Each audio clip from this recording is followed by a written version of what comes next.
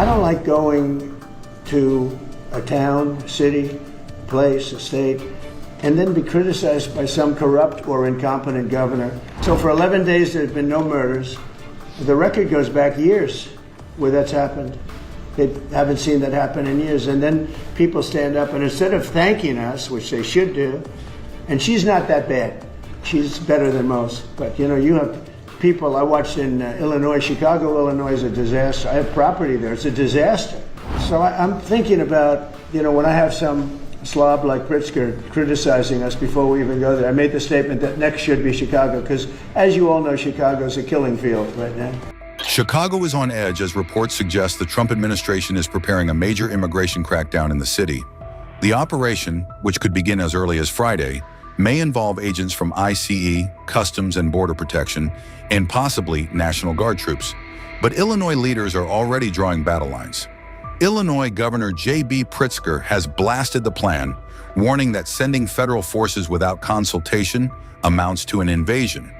He says neither he nor his administration have received any communication from Washington, accusing the White House of planning the operation in secret. There is not an emergency in the city of Chicago. There is nothing that calls for having troops on the streets of the city of Chicago.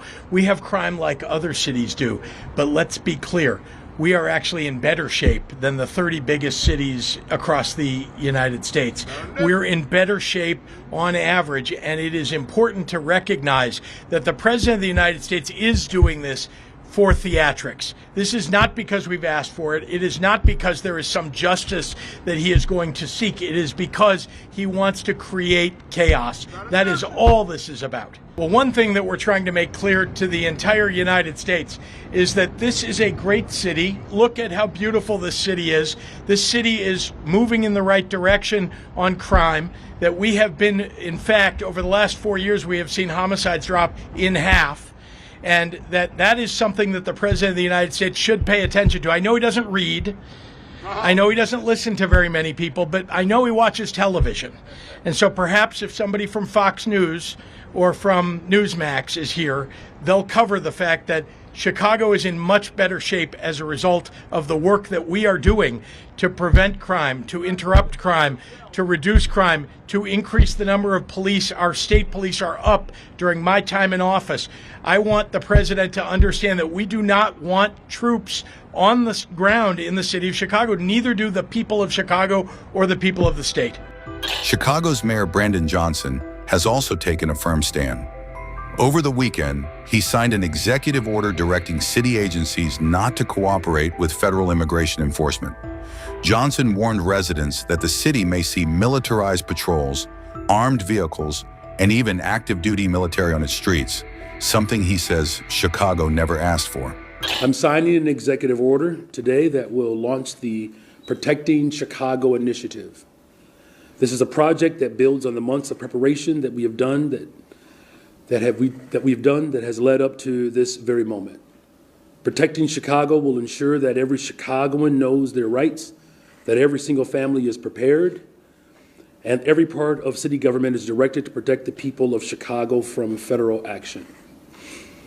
This sweeping executive order directs our Department of Law to pursue any and every legal mechanism to hold this administration accountable for violating the rights of Chicagoans. This order affirms that the Chicago Police Department will not collaborate with military personnel on police patrols or civil immigration enforcement. We will not have our police officers, who are working hard every single day to drive down crime, deputized to do traffic stops and checkpoints for the president.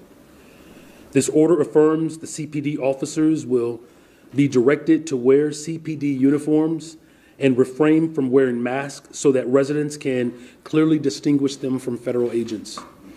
And finally, as I said, it establishes the Protecting Chicago initiative, the most sweeping campaign of any city in the country to protect ourselves from the threats and actions of this out-of-control administration. We will protect our Constitution, we will protect our city, and we will protect our people. We do not want to see tanks in our streets. We do not want to see families ripped apart. We do not want grandmothers thrown into the back of unmarked vans.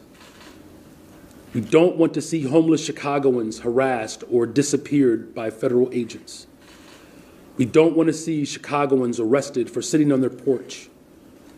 That's not who we are as a city, and that's not who we are as a nation. My team and I have spoken with the governor, the county president, and with our federal delegation, and we are in complete alignment. Meanwhile, Homeland Security Secretary Kristi Noem has confirmed that federal immigration operations are already active in Illinois and that more resources are being added. She defended the measures, saying they are necessary to uphold U.S. law. President Trump has also weighed in, escalating tensions with a social media post aimed at Governor Pritzker. Trump warned him to fix Chicago's crime problem quickly, or we're coming. Both Pritzker and Johnson argue crime in the city has actually fallen, and they are preparing legal action if federal mobilization goes ahead. I was telling some of the people that in a certain way, you really want to be asked to go. You know, I hate to barge in on a city and then be treated horribly by corrupt politicians and bad politicians like a guy like Pritzker. He ought to spend more time in the gym, actually. This guy is a disaster.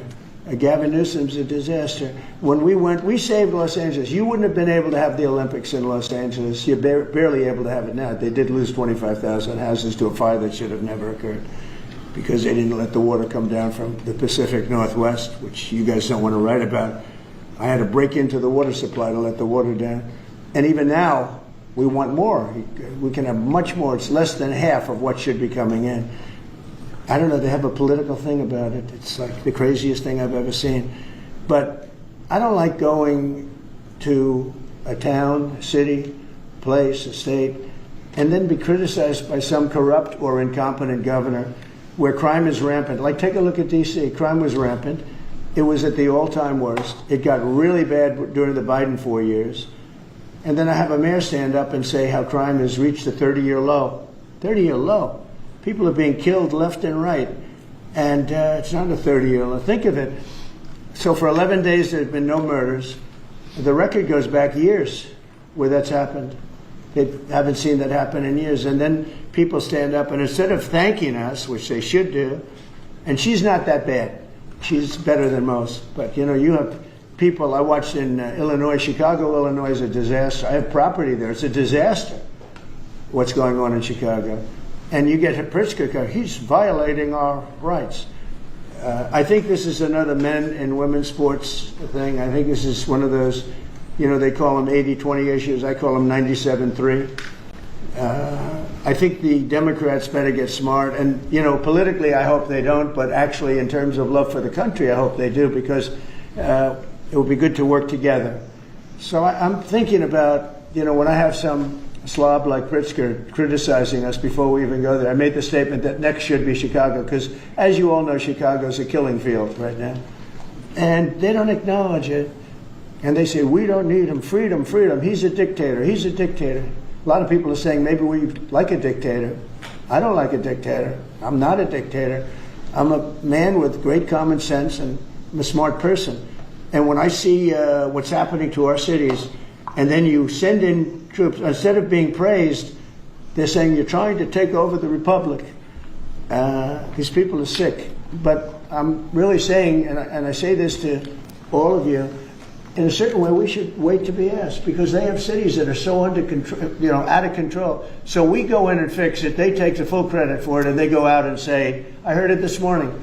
They're saying how well they've done over the last 10-day period, that they set record lows. They don't say that we're there with very tough people, by the way. They have to pass the toughness test. Otherwise, they're not working for us. So, and we're allowed to do that now according to the United States Supreme Court decision. Now, they have to pass the toughness test. If they're not tough, we don't want them for this job. They might be great for other jobs, but not for this job, because they're respected. You saw the gang of kids. They were all huddled up, and a group of soldiers walked up. They never even got over. Those kids ran back to their homes or wherever the hell they came from. They were gone. This is one of the safest cities right now in the world, as crazy as that sounds. And it took 7 days. It took really 3 days, but we're now in our 11th day. So I want to thank you. So we had all of these things. 439 illegal alien criminals have been removed, and we have 6 known gang members, some of the worst leaders of gangs anywhere in the country, MS-13 and Tren de Aragua. We have 2 missing children that have been recovered. They thought they were gone. We brought them back to the family. The family started crying. They couldn't believe that they saw their child again. 49 homeless encampments have been removed. Like we have the head of South Korea coming in a little while, the president, and he drives down the street. Already, his people have told me, he said, what happened? It's so clean. We always came here, it was filthy dirty with homeless and papers all over the road. That's the other thing. Those roads are swept immaculate. But they're going to be much better in a few months when we put a topping on them. They're going to look like they're brand new. We'll get rid of those rusty old medians that have been crashed into 1,000 times, and they don't fix them. They just let them, they lay them down on the road and they sit there for months. But we don't do that. We don't run things. We run things like we run this. We like clean, we like beautiful, we like safe, and that's what we're getting.